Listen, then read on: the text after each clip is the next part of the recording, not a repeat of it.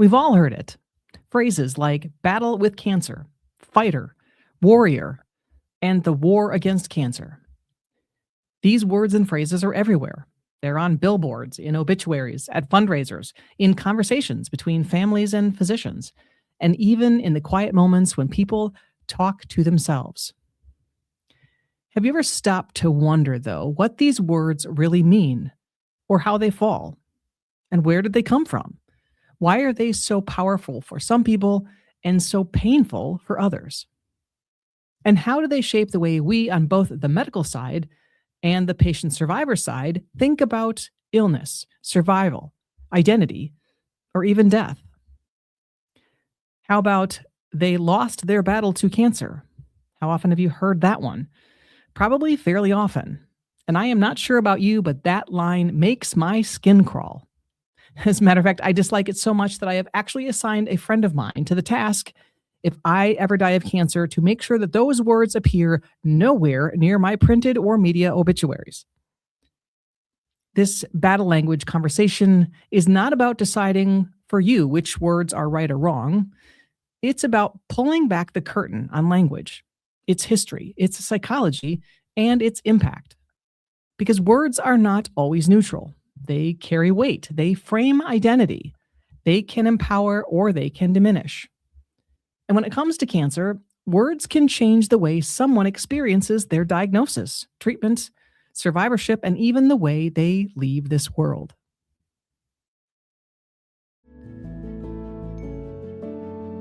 This is the After Cancer Podcast. I'm your host, oncology physical therapist, Dr. Leslie Waltke. For more than 3 decades, I've walked alongside people living with and beyond cancer. Whether you are a survivor, a caregiver, or part of a clinical team who cares for them, I'm glad you're here. Because life after a cancer diagnosis can feel uncharted and confusing, even when you have a great medical team. In this podcast, evidence, empathy, and the real human experience come together to help you navigate the physical, emotional, and practical realities of cancer and the life that comes after. This is the After Cancer Podcast, rooted in medicine, spoken in human.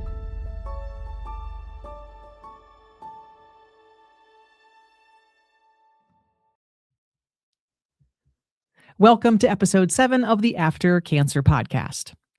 Here we'll talk about battle metaphors and what they really mean for people living with cancer. And in doing so, we'll work to help you, if you so choose, to reclaim your voice in a conversation that has too often been decided for patients and survivors by others.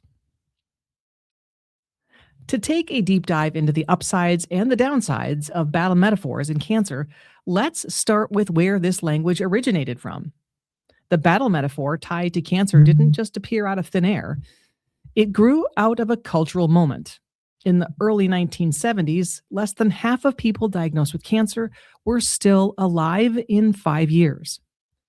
In 1971, U.S. President Richard Nixon signed the National Cancer Act. The press and the public quickly branded it as the war on cancer.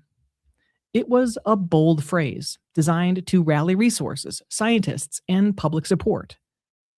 And once that frame took hold, it became almost impossible to talk about cancer without slipping into military language. Suddenly, patients weren't just sick, they were soldiers. Physicians and nurses weren't just providing treatment, they were commanding generals. Chemotherapy wasn't just a drug, it was ammunition. The enemy was inside the body. Tumors were targets. Surgery was an attack. And once cancer was framed as a war, people with cancer were framed as heroes and fighters. So let's talk about the upside of the battle language. For some people and for many situations, the battle metaphor works. It absolutely works. I have met patients who find deep strength in calling themselves fighters. They walk into chemotherapy with their boxing gloves. They run 5Ks with Team Warrior shirts. They say to their kids, "I am going to beat this." And that language gives them courage. And for many, they literally are in the fight for their life. Why does this language work for some people? Because metaphors give us a sense of control. When you call yourself a fighter, you're not just lying in a hospital bed hooked up to an IV. You're an active participant in something bigger. You're not powerless. You're taking action. You're strong, resilient, brave. And that mindset can matter. Research shows that framing an illness in empowering language can reduce feelings of helplessness and even improve adherence to treatment. Battle language has fueled massive fundraising campaigns like Stand Up to Cancer and Race for the Cure. It has created communities where people bond over a shared fight. It has helped children understand their parents' cancer. It has given families a language of hope. For some people, fighter becomes armor. And sometimes armor is exactly what you need. I remember a former patient who proudly wore a warrior shirt to every physical therapy session. She told me, if I'm going to be burned, bruised, and tired, I at least want to feel like a warrior.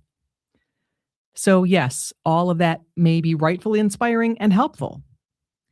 Yet there can also be a downside to this battle language. Think for a moment about how the word fighting may frame or narrow the conversation.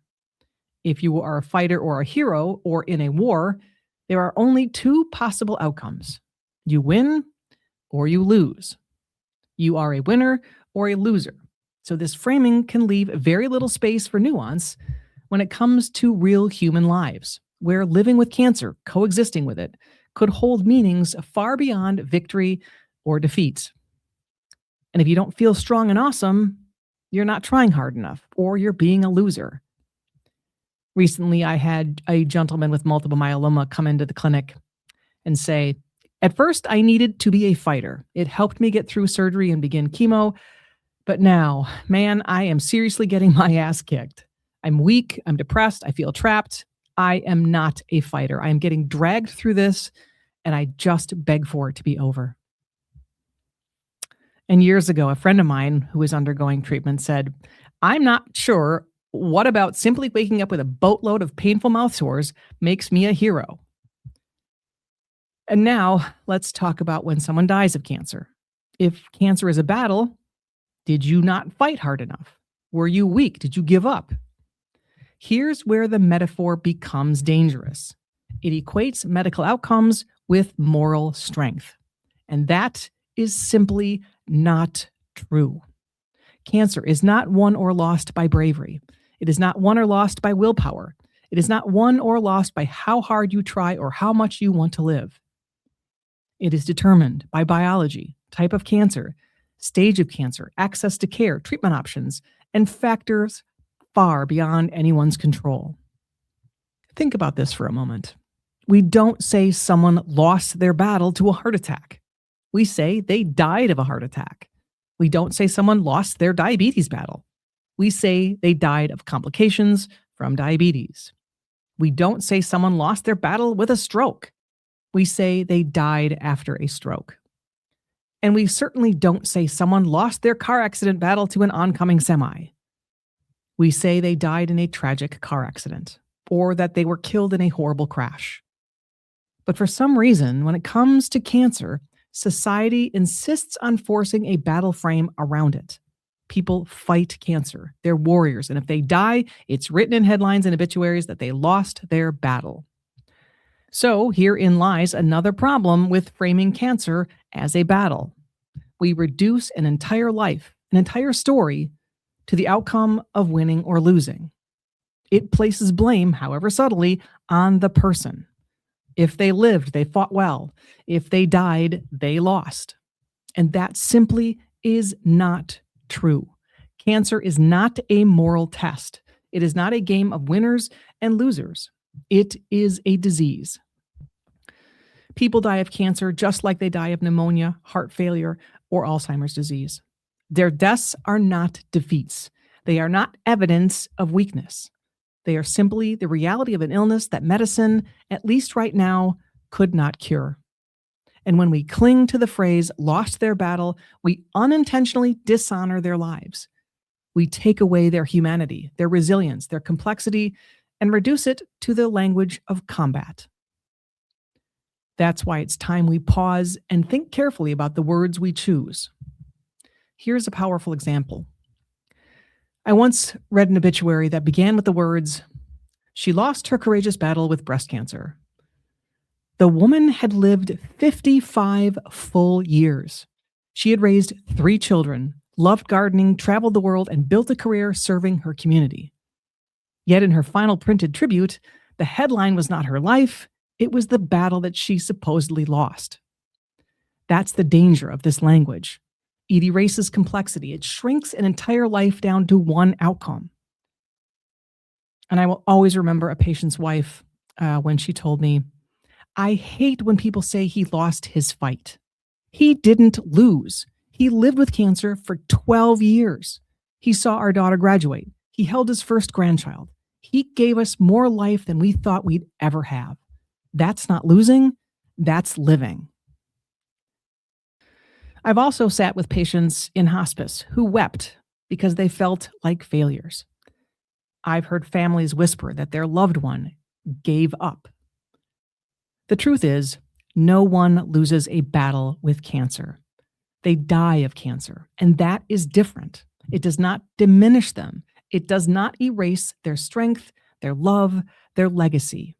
They are not losers. They are human beings whose bodies were overwhelmed by a disease, no matter how much they tried.